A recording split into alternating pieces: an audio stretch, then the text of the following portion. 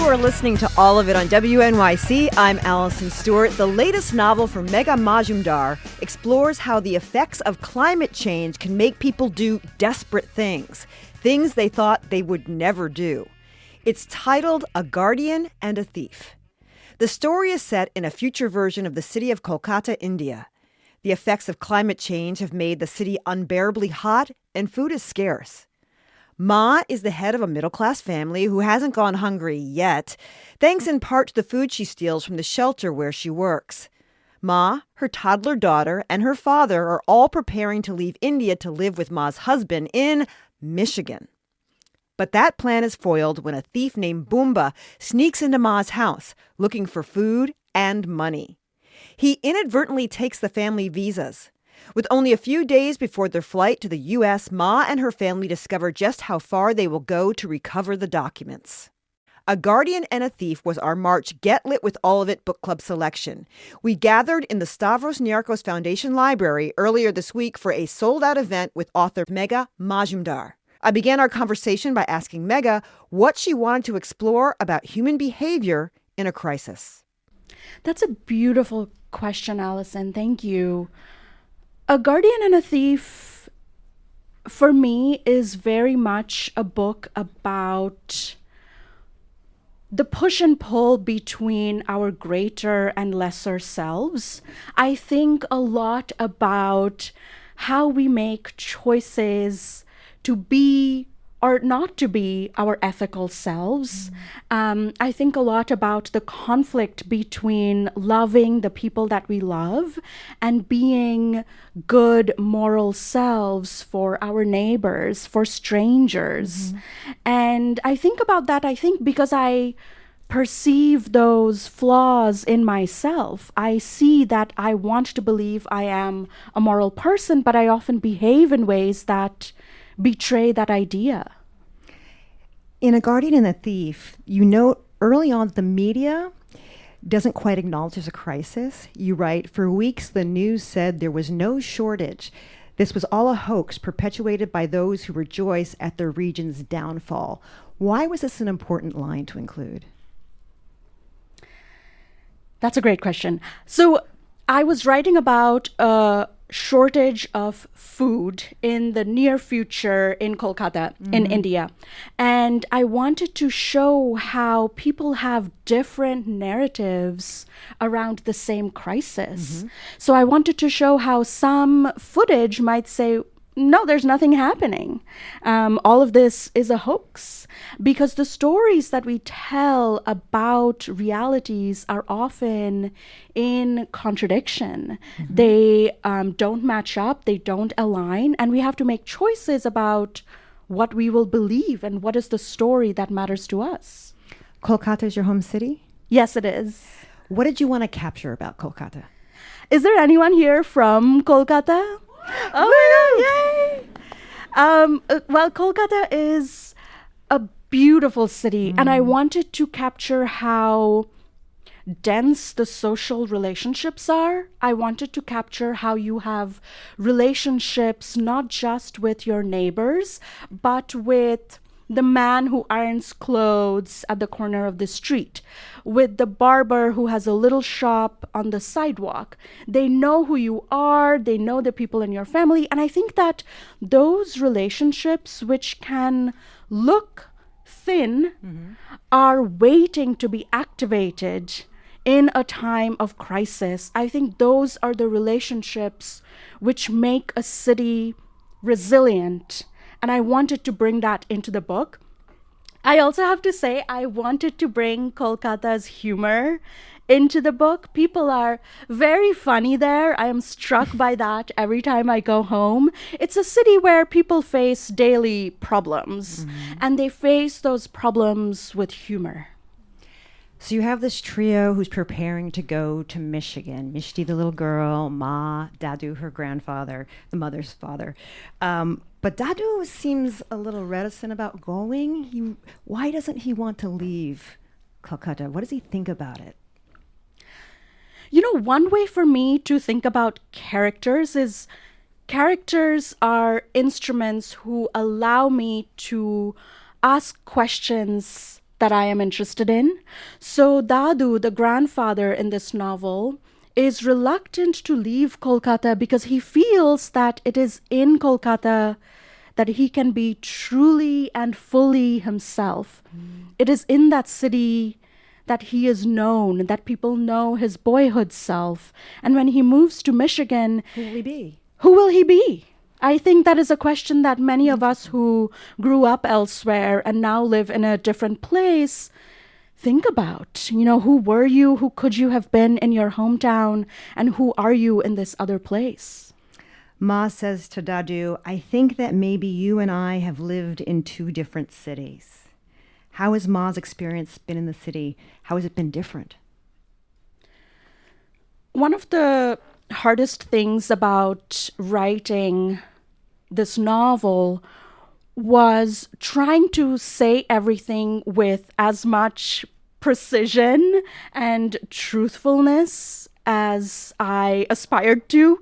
And Ma's experience of the city was really drawn from my experience of Kolkata growing up, which is that it can be a hard place to be a girl. I found it a hard place to be a girl. I would take, for instance, the public bus to and from school. And often on the bus, me and my friends would get touched and groped and harassed. And to the point where we would joke about it at school. And joking about it was our way of saying, is this happening to you? It's happening to me. So it's a very hard place to be a girl sometimes. And I did not want to erase that from the truth of the city in the book. Because of the climate crisis, there's a lack of food. What kind of research did you do into hunger?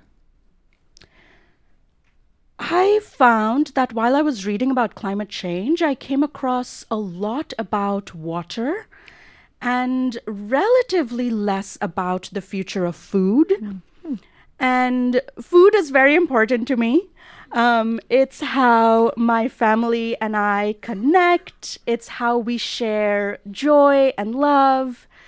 And I was very worried about what the changing landscape of agriculture will do for something like your treasured family lunch. Mm-hmm. So I read a lot of books about the future of agriculture. Mm-hmm. I learned how, for instance, soil quality is going to change in the future, which will result in fruits and vegetables which are less nutritious. I learned how pests are going to spread more widely and go into new regions as the weather changes, and they are able to thrive in new regions. And these are all things that were new to me. And I also read really hopeful things. I remember reading about women in southern India who go diving for seaweed.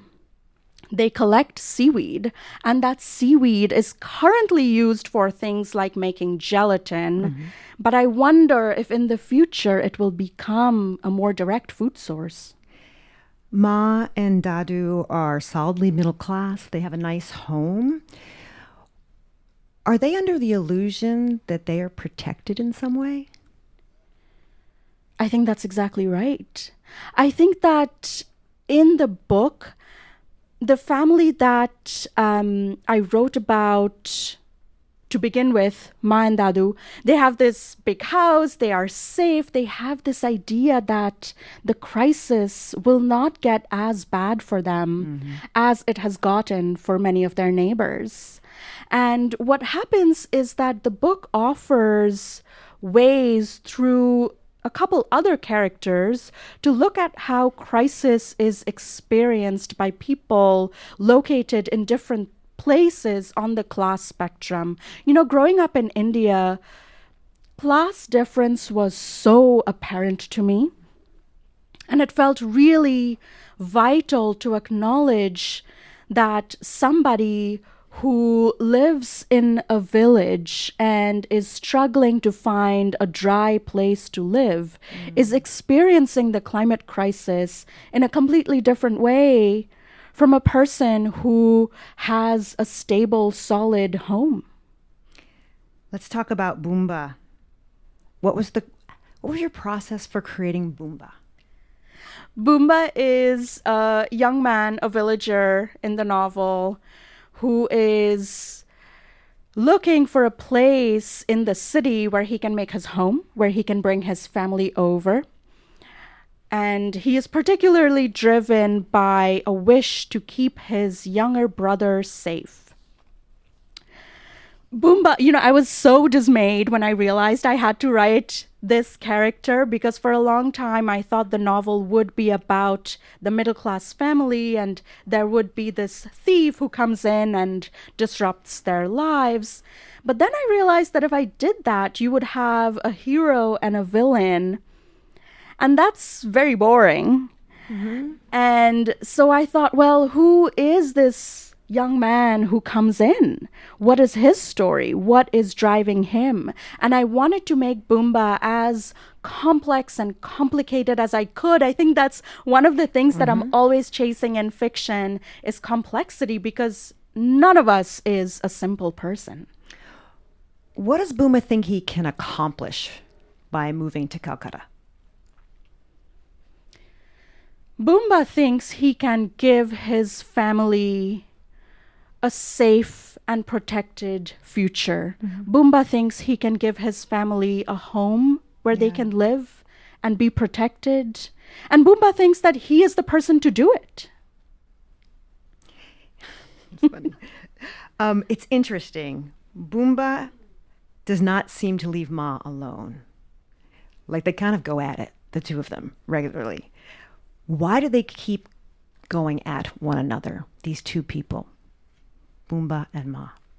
I think they each sense what the other has to hide. Mm-hmm.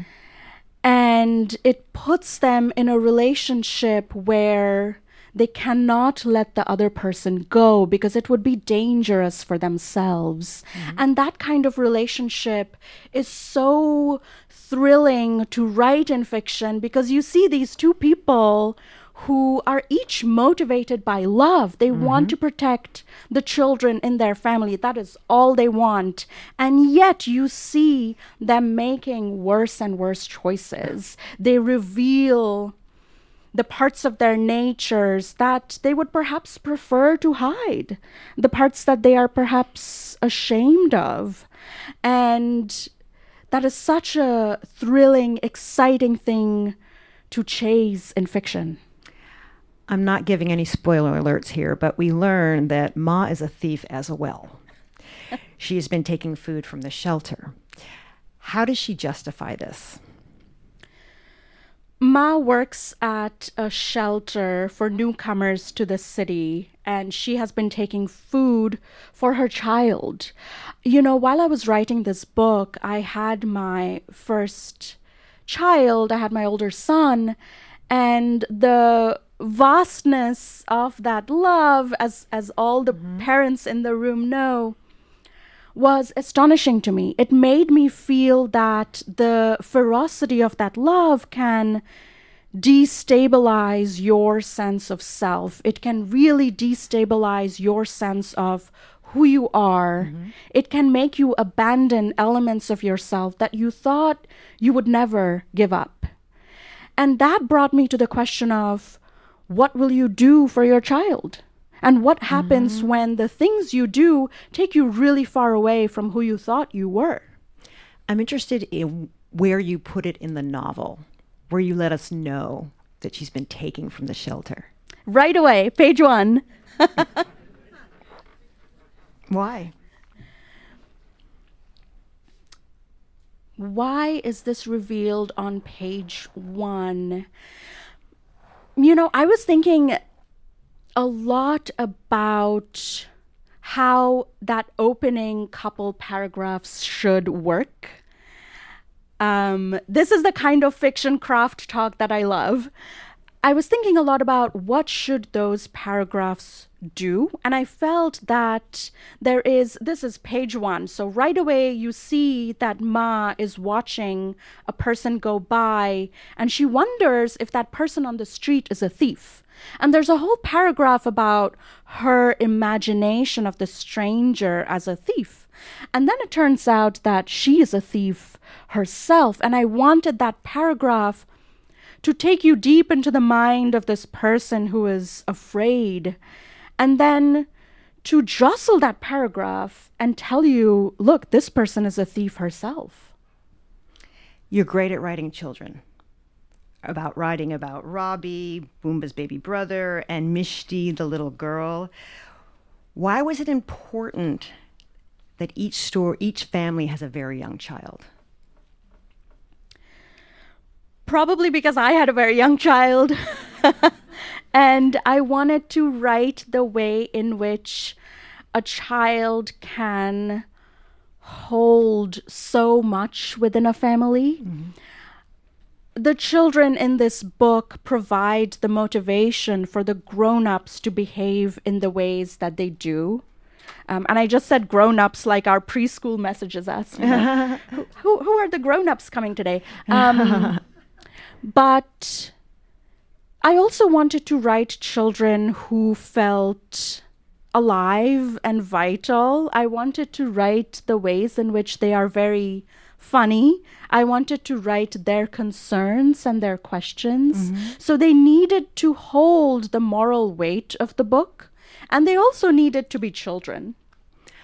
I wanted to ask you about writing a phone conversation, because I read the book and I listened to the book. And did anybody listen to the book? It's interesting because they have the phone conversations sound like they're happening over the phone.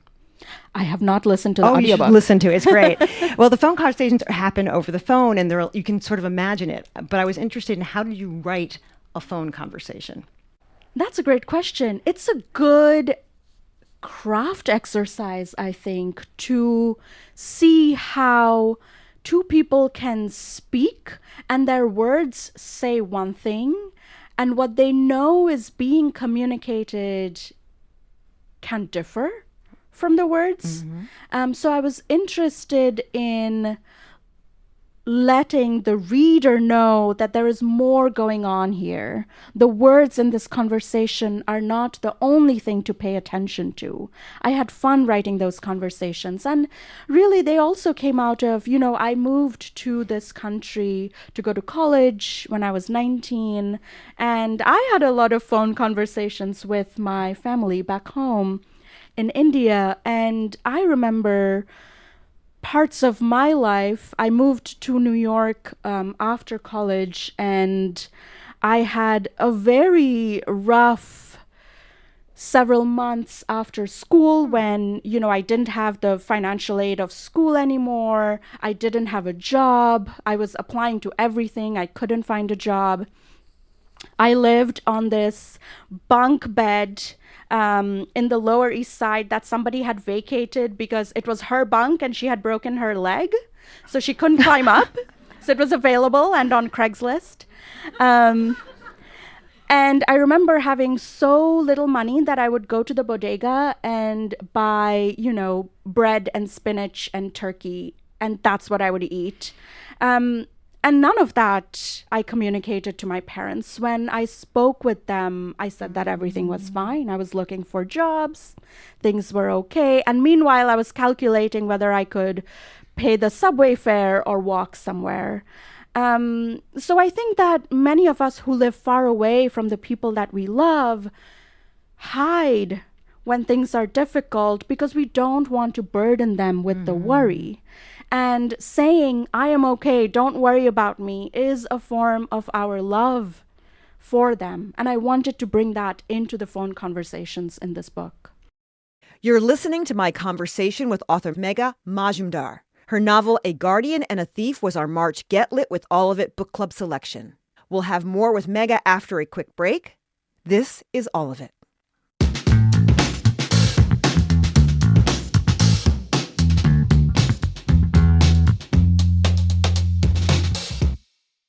You're listening to All of It on WNYC. I'm Allison Stewart. Let's continue my conversation with Megha Majumdar. Her novel, A Guardian and a Thief, was our March Get Lit with All of It book club selection. Our event was sold out, and thanks to our partners at the New York Public Library, 3,863 readers were able to check out a copy of the novel to read along with us this month. As usual, our audience had great questions for our author. We'll hear some of those in just a moment. But first, here's more of my conversation with author Megha Majumdar.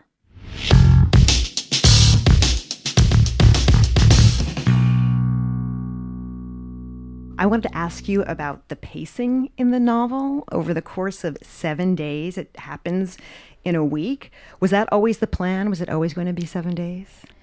For a long time, I thought it would be 10 days, and I struggled to make 10 days work. It really did not work. I have spreadsheets where I mapped out the 10 days, and they were so wobbly and so bad. Interesting.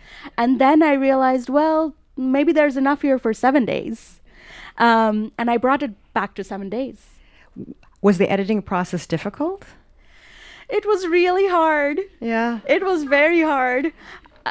For me, I am constantly editing my own work. And I think that is really the only way to get to the most vigorous, powerful version of your book is to edit ruthlessly for a long time.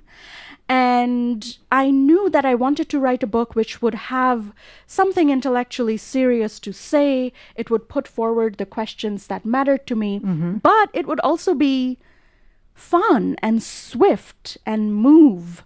I think that the question of how do you entertain a reader is a very serious craft question. I love when I am immersed in something and I wanted to produce that feeling. Let's go to the audience for questions. Who's got a question? I was really interested in the namings in the novel, like calling them Ma, Dadu, Mishti, like the simplest of doc-noms or nicknames. Did you have any thoughts around that while you were creating the names for the characters? Thank you for that question. When I began writing, I wrote the characters as Ma and Dadu, and I think I believed that I would change those and give them real names. But when I tried to do that down the line, it did not feel right. And it was one of those moments where you really trust your intuition as a maker of anything. And I wondered if it would be confusing to readers, but it felt right to me, so I stuck with it. Hi. Could you talk a little bit about the billionaire that plays a very important role in the book and what you were thinking crafting that character? Yeah, there's a billionaire who lives on a hexagon in the middle of the river who donated something to the community, but is also planning a lavish wedding. The billionaire was really a way for me to ask the reader to think about class, because I had a family who are middle class. I had a family who are quite poor. And, in India, in Kolkata, there are people who are very rich. There are people who are very wealthy. And I did not want to put that out of the picture completely, because I realized that in such a situation, a billionaire such as this character would face her own unique puzzles. She would probably think about the optics of what she was doing. She would probably think about the line between sincerity and performance. And I wanted to urge the reader to think about those too. Did you always know she would be a woman? Yes. Any more questions from the audience? Something you make clear in sort of the subtext of the novel is that Ma is a character who's not just stealing food for her daughter, she's also stealing discretionary funds from the charity. So, and this is, while the stealing of the food is something that her family is aware of, this other stealing is something that is not. So my question is, why was it important to you that Ma be this character who has layers of secrets? That's a great question. I think that is half of a line that nobody has ever brought up to me. It felt really important to show that Ma has a certain ruthlessness in her as well. she believes that she is a decent person. She has a narrative of herself as just a mother doing what is needed for her child. And that is the narrative that allows her to move through the world. But there is something in her which is much more selfish and which sees the crisis as pertaining to her perhaps more severely than it pertains to anybody else. And I think that that can be a very human impulse. There's a scene in the book where she refuses to help a beggar. And I wonder often about moments like that, because I think that I make choices like that. I make choices that, if my son asked me to justify them, I don't think I could. I make choices that I don't believe are the best ones. In the grand scale of things, I think I often do things which I cannot defend morally. And so I'm very curious about that. I'm trying to understand it. Hi, thank you so much for writing this book. I have not finished it yet, but in reading it, I was thinking it reminded me a bit of The White Tiger in some of the moral questions that it raises. And one of the thoughts that I had was, is the concept of being moral, or is it a luxury to even wrestle with questions of morality? And is that something that, because one of the questions the White Tiger raises is like, look, if you have the bandwidth to do things because they are moral and you have room to make those choices, you're already in a certain place. And that's a summation of a White Tiger that maybe not everyone would agree with, but that was my takeaway from that book. And I was wondering if, as your middle-class character wrestles with these moral questions and other people are equally pushed or maybe more pushed into making moral compromises, how you thought about that, if you thought about that. That's a great question. And I think you are urging me to think about something which I really wrestle with, which is, what can a book do to help anybody? I think that I really struggle with what is the purpose of putting these questions in a book. I struggle with how useless it is for many people to have a book which engages these questions. A book is not going to feed anybody. It is not going to give somebody money who needs money. What is the purpose of writing a book? It is something that I really wrestle with. And I think you are right that it is a matter of huge privilege to think about moral questions. Kind of turning back to the previous question, you both are making me think about, when the migrants started showing up in the subways here in the city, and, they've been selling candy for a while now, but when I first started seeing them, I would always buy candy because I was so heartbroken by the sight of the little kids, bound to the back and the parent moving through the subway car selling candy. I would always buy candy. I saw them on the platform and I sometimes gave them money. And then I stopped. I stopped because I saw so many of them. Every time I went on the subway, I saw them and I stopped. And I don't know why I stopped. And it's a matter of huge privilege that I chose to give and I chose to not give. It's not something I'm proud of, but these are all things that I'm thinking through. And I think maybe that is why I write fiction, is because I'm very troubled by the person that I fail to be often. Thank you for your candor with that answer. I interviewed you, I think it was on your pub day. We did a short interview. And we loved the book, and we said, yes, we want to do this for book club. But it's been several months since we last saw each other. I'm curious about people's reactions during that time, the reactions to the book. What have they been like? I've heard from people saying that the book moved them. I've heard from people saying the end made them really angry and they threw the book across the room. I've had people DM me saying, "Why is this the ending?" So it's been a range, but you know what? I feel very lucky to be published at all, to get to do this with people like you.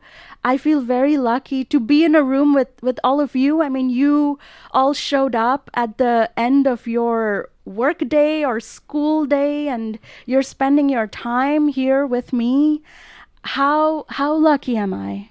That was my conversation with author Megha Majumdar about her novel, A Guardian and a Thief, from our March Get Lit with All of It book club event.